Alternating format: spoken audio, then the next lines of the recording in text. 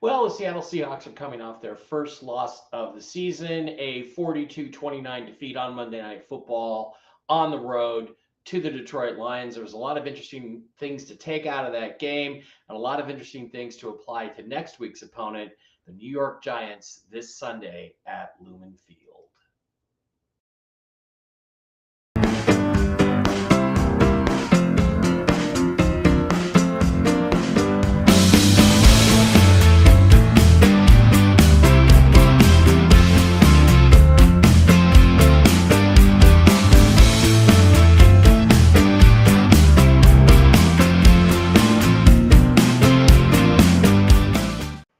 Everybody, welcome back. Great to have you back here with Seahawk Boys, another edition of Seahawk Boys TV, the Week 5 edition. I'm Seahawk Boy Mike Barra back with you again to talk about all things Seahawks and to hopefully provide some common sense insight for a change. Well, the Seahawks lost their first game of the season this year, 42-29 to the Detroit Lions. Let's get over here. Let's start a little highlight. Relay. Yeah. Let's get started over here. And it was, not an unexpected situation, to be really honest. I mean, everybody kind of knew coming into it that the Seahawks were going to struggle. They weren't going to have the easiest time of it on the road against the Lions, who are a very good football team. And why are my highlights not showing? Maybe we should just make them the max, make me the mini. Can we do it that way? Will it work? God, the vagaries of Restream software are really quite irritating. And it just goes blank. Great. Okay, well, we're not going to run any replays. And I'm using two different browsers. Apparently, this is a problem. So we'll drop that and just go with this. So anyway, the game was interesting from perspective. We all knew, given that they had three defensive starters out on the defensive line, that the Lions were going to be able to run. Lions are going to be able to pass a little bit. And then it turned out that they were able to actually pass quite a lot, because the reality is that the Lions, I mean, you really can't say anything more about Jared Goff than you could just look at his stat line, and look, the bottom line is the guy was perfect. He was 18 for 18 for 292 yards, a 16.2 average, 2 touchdowns, no interceptions, 155.8 rating. That is almost perfect. And that really, guys, really is phenomenal. It really is. We want to flip these over here like that. Really phenomenal performance by Jared Goff. I just have to say, hats off to him. I was kind of hoping he might be a guy the Seahawks could trade for once they traded away Russell Wilson. They didn't do anything about that. I wanted them to pick up Baker Mayfield twice when he was available. They didn't do that. They stuck with Geno. And, interestingly, again, I keep hearing about how awesome Geno Smith was in this game. And he was pretty good. He was 38 for 56, 395 yards. But again, some key things to look at here. Only a 7.1 yard average, only 7.1. That's less than half of what Jared Goff threw for. And, again, a lot of Geno's yards were yards after the catch. We're going to look at the passing chart in a minute. 1 touchdown, 1 interception, only an 86.5 quarterback rating. Again, Ken Walker had 80 yards. Geno himself ran for 38. Zach Charbonnet had 2 carries for 15, 133 yards rushing. Not an entirely bad game from the Seahawks from an offensive standpoint. DK Metcalf had 12 targets. He had 7 receptions, 114 yards, almost a 15-yard average, no touchdowns. Although there was one play that I think should have been called a touchdown that they called back and said he was at like the 1-inch line. And A.J. Barner had a couple of catches, made a couple of plays. Noah Fant continued to be basically useless. 2 targets. Why is this guy taking up $8 million in salary cap on this team? I mean, you could find a guy off the street that can put up those kinds of numbers. So, again, we just don't really know what the hell's going on there. DK lost a critical fumble. That was a bad turnover that hurt the Seahawks. And the bottom line is that defensively, they just couldn't stop the Lions when they needed to. The Lions scored on almost every drive. Sam Laporta didn't kill him. Amon-Ra St. Brown was very effective. He also threw for a touchdown to Jared Goff. Terrible breakdown on defense on the Seahawks on that particular touchdown play. And it was just really miserable in terms of defensive performance. And the thing is, they had, the other thing too is we're supposed to have a pretty good secondary. And I keep hearing, oh man, Devon Witherspoon, he's such a stud. He's going to be an all-pro. Devon Witherspoon was shit last week. Yeah, he got burned numerous times. And for anybody trying to claim that this guy is some sort of superstar, no, he's not. They spent the fifth pick in the draft on a corner, a nickel corner. It's bad enough you spend it on a corner, but to spend it on a nickel corner who isn't a game changer, that's a bad pick. And again, I cannot get over the fawning over John Schneider and these guys. They really haven't done a very good job putting this roster together. It's an okay roster. They're 3-1. That counts in the NFL. I think they win this weekend and go to 4-1. But after that, the schedule gets tough. We're going to be playing the 49ers on a Thursday. That's 3 games in about 14 days. I don't see any way the Seahawks win that game. And then the following week, even after a 10-day rest, they're on the road in Atlanta against the Falcons team that looks really good. Last night, they were able to beat the Tampa Bay Buccaneers. And frankly, the way our defense is playing, I don't see how we're going to stop Kirk Cousins and the Falcons offense. I think it's going to be a game similar to the Detroit Lions game. I expect that to be a loss. So I think the Seahawks will start 4-1 exactly as I predicted, but will end up being 4-3 going into the midweek, the 8th week of the season. But that, we shall see. There's still a chance to improve. There's still a chance to get guys back. And again, I cautioned you. Everybody was so excited. Oh, we got Byron Murphy. That I cautioned you that even if Byron Murphy was a great player, that 3 technique, 34 defensive ends, which is what he is, are not game changers. They're not impact players. And even if he was healthy, I don't think he'd be making much of an impact. He's a good player. He's a good player. He's going to be a good player in the future, but he's not. T'Vondre Sweat might have been a better bargain in the 2nd or 3rd round than Kenneth Walker was, Byron Murphy was in the 1st round. And again, we seem to have this struggle at quarterback in spite of the fact that good numbers are being put up. So let's slide over here and take a look at some stuff. Geno, again, 395 yards. That's great, but only a 7.1 yard average. When you look at his actual passing chart, where did I put the passing chart? Where is it? Geno Smith, NFL. Yeah, here's Geno's passing chart. When you look at Geno's passing chart, this is not the passing chart of an elite quarterback. This is, I don't know, 1, 2, 3, 4, 5, 6, 7, 8, 9. 9 of his completions were at or behind the line of scrimmage. That's not especially great. Most of the rest of his passes were less than 10 yards or between 10 and 15 yards. He had 3 completions and an interception over 20 yards. So he did try to push the ball downfield a little bit more. But again, the reality is we keep getting all this stuff about how Geno's elite because he puts up these yards and he puts up a high completion percentage. But again, yards and completions do not win football games. Touchdowns do. And he had 1 touchdown and 1 interception. He's 4 touchdowns, 4 interceptions on the year. You can say, well, maybe he should have had 1 or 2 more that should have been called touchdowns. They ended up being 1-yard runs. Fair enough.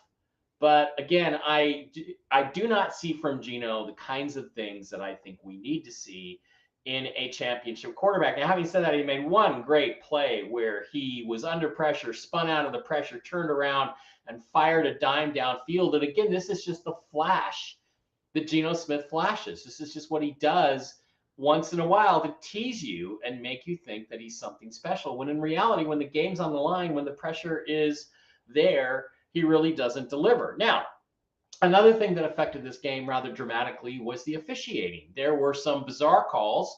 Tyler Lockett was called for offensive pass interference on a play where he was simply running a route and the defensive player just crashed into him.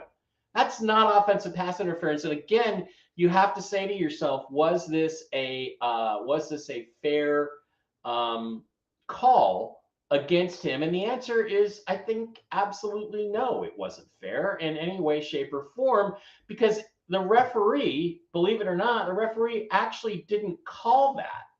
He didn't call that play until after he saw that Jackson Smith-Njigba got a first down, and then he threw his flag. So again, this makes you think, I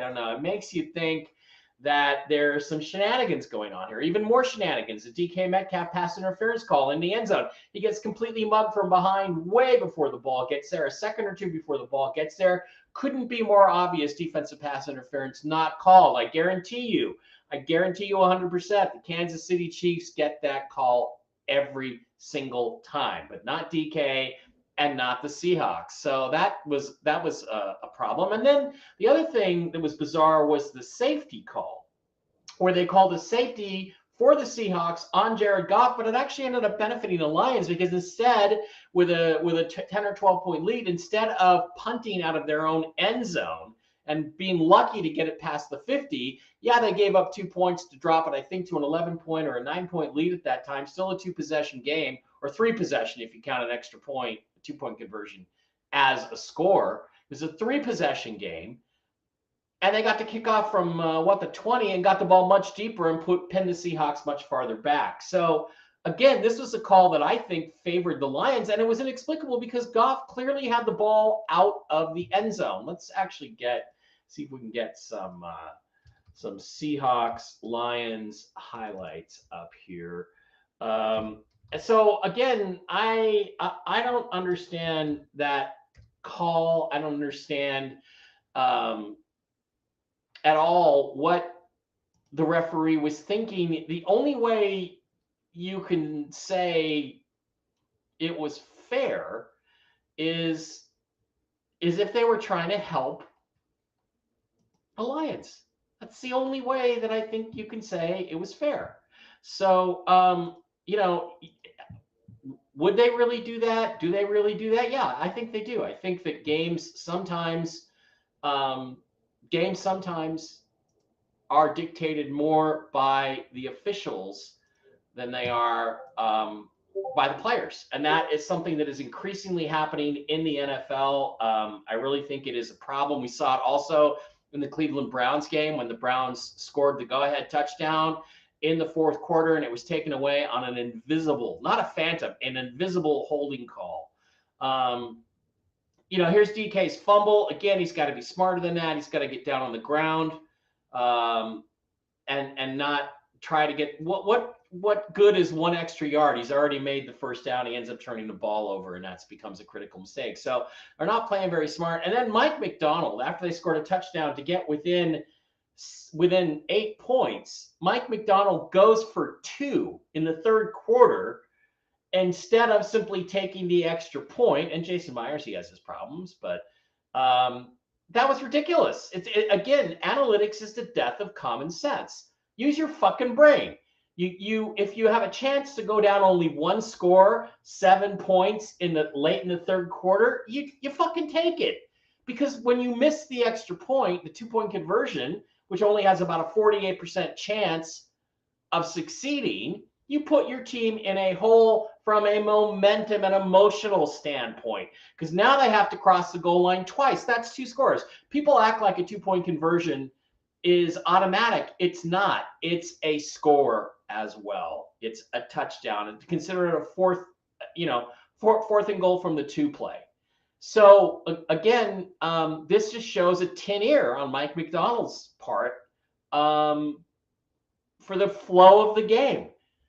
Just because this stupid analytics book made up by some geek who probably never played football says go for 2 here, you don't fucking do it. You have to have a feel for the game, and right now Mike McDonald has no feel for the game. It's as bad as Pete Carroll's was. Pete would always go for 2 when he shouldn't, and he would always kick the field goal when he shouldn't. So he did everything wrong.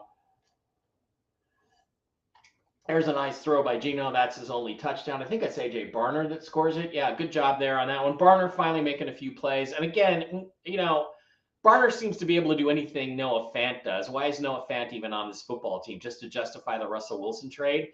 And if you look at it, we really haven't gotten that much out of the Russell Wilson trade. Everybody talks about, oh, it was the greatest. Brock Heward said it was the greatest trade in Seahawks history. No, it's not. You got a bunch of average starters, including Devon Witherspoon, who, by the way, seems to have regressed this year. Again, if Jared Goff is perfect, 18 for 18, Kirk Cousins is going to devastate the Seahawks defense.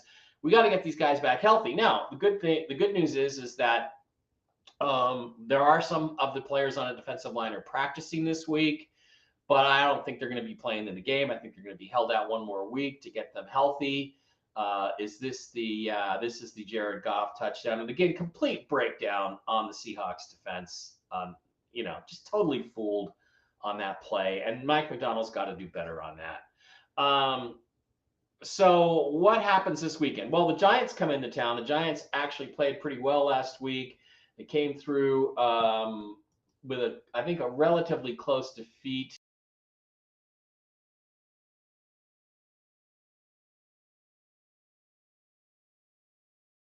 Daniel Jones, this is just some interesting stats on Daniel Jones. If you look at it, I got my friend Jim Mitchell. He gave me some interesting bits. Daniel Jones, let's see if we can find Jim here on my phone. Yeah, Daniel Jones is 9-4-1 straight up after a loss, and he's 18-9 against the spread as a road dog. So the Giants are both a road dog and coming off of a loss. So I don't think this is going to be an easy game. I think it's going to be a win for the Seahawks. I expect them to come through, but I do think it's going to be tough. And remember, there's an old adage, win on Monday, lose on Sunday, because the short week takes a little bit out of you. The Seahawks, however, if they were on the road, I'd say they were going to lose this game. The reality is they're at home. They should be able to hang on and make enough plays to beat the New York Giants. But you have to be careful. You have to be concerned. And they got to get some defensive linemen healthy. But honestly, would it have made that much of a difference in this Lions game? I'm not sure, because we don't really know how good this defense is. We don't know how good it is when all of its pieces are together, because they've played three really, really bad offenses. The first good offense they faced, they gave up 42 points and could have probably given up more. But again, with the officiating being as bad as it was, the reality is the Seahawks should have, if this game was properly officiated, been in a position to tie or win the game on the last possession, the last time they had the ball. They were literally close enough. So that says something about the team's resilience, not resiliency. There's no such word as resiliency. It's a made-up word. It's resilience. They should have been able to have a chance to win the game at the end. Now, would we have done it? Probably not. Would we have deserved it? Probably not. Again, that wasn't the best choice by Geno there on the interception. But again, those things are going to happen when you have to make a play late in the game. It's just the way these things are. So what's going to happen? How do we see things going forward in the future? From my perspective, I think the Seahawks are definitely going to, let me close this sucker out here. I think the Seahawks are going to win this weekend, but it's going to be a tighter game than we expect. I think something like 19-13, because the Giants have a pretty decent defense. And I do think that then on the road against Atlanta, it's going to be difficult. So I don't know. As I look at it, I want to be optimistic, but I'm just not. And a lot of that has to do with the quarterback. We can always hope that Geno plays really well. Again, that he gets back to his old form. The one play he made where he spun out and threw the ball downfield, that was amazing. But Geno can't do that all the time and doesn't do that all the time. And to expect him to do that is just not going to happen. If you are counting on Geno Smith to pick the team up on his shoulders the way Russell Wilson used to and carry us to victory, it ain't going to happen. The rest of the squad has to be built very solidly around him. So I think this is a win for the Seahawks. I think that the fatigue factor is going to be a problem, having played on Monday and not having the extra day of rest and not getting as many of their defensive starters back. But I do think they come through with a solid win. So, all right, that's pretty much the update. That's what I got. Stop pretending like Geno's elite. He's not elite. I will see you guys next week. Be sure to follow me on X, Seahawk Boy Mike. on Twitter X, and I will try to live tweet as much as I can during the game. It's hard to live tweet and watch the game because the plays come so fast. But I will see you guys on Sunday on Twitter. Have a great one.